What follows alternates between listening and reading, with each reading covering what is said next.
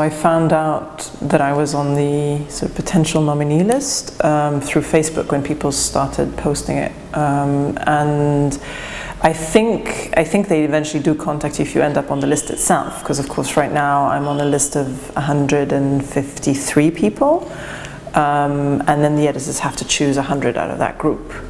So I think perhaps at that second stage they contact you, but early on, I didn't know this was going to happen.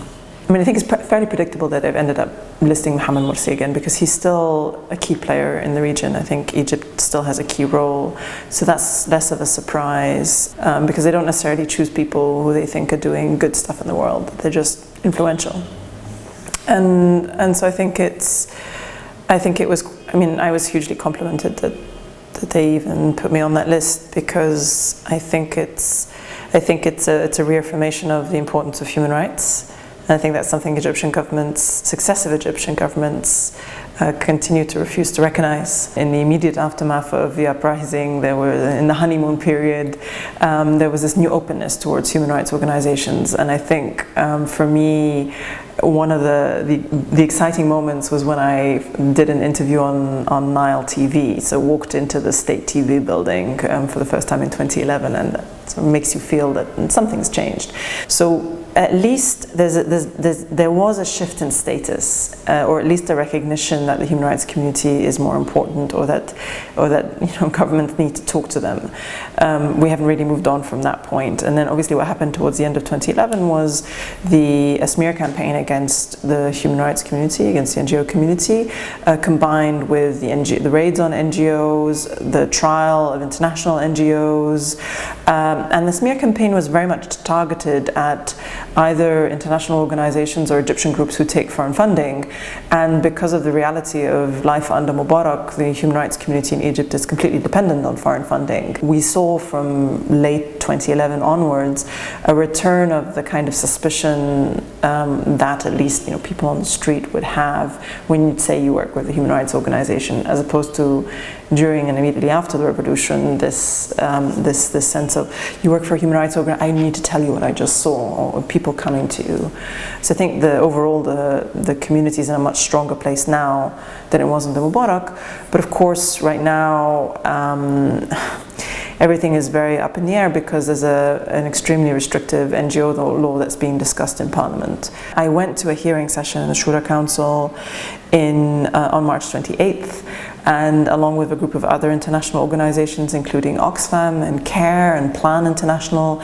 And at the time, here again, we started talking about the fact that this law will endanger our ability to continue operating, because the law requires international organizations to apply to a committee on which the Egyptian General Intelligence sit for registration. Even registration doesn't then allow you to operate. You have to apply for additional permission to rent an office. You have to apply for additional permission if you want to go outside of Cairo.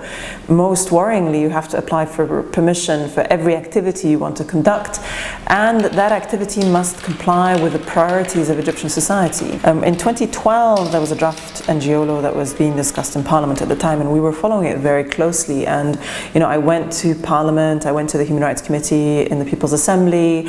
We had a meeting where INGOs went and met with the members of Parliament, the majority of whom were Freedom and Justice Party or Noor Party members, also from the Building and Development Party.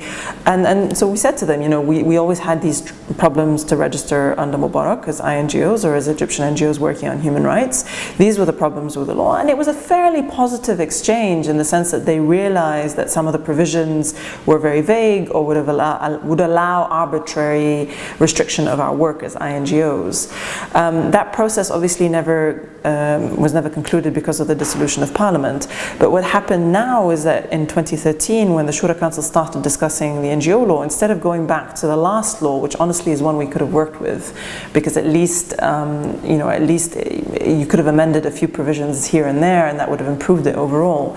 But the law currently being discussed in the Shura Council, the one that was passed in principle on March 24th, is a deeply restrictive law, which honestly will endanger the ability of any international organization to continue to operate in in Egypt. Interference in domestic affairs is what every Egyptian diplomat is apparently taught to say from day one on the job, and what they used obviously to justify protecting Mubarak's dictatorship for decades, protecting the police state, protecting torture. So to hear that line being used by Islamists in power today, who are the ones being tortured, and who Mubarak's diplomats would then, justify that torture in the name of non-interference in domestic affairs is somewhat surreal to hear the same line. So I don't think people would deny that there's a need for a new NGO law. I think the issue is that the more liberal the NGO law, the more you can actually register everyone under it, and the better oversight you'll have as a government.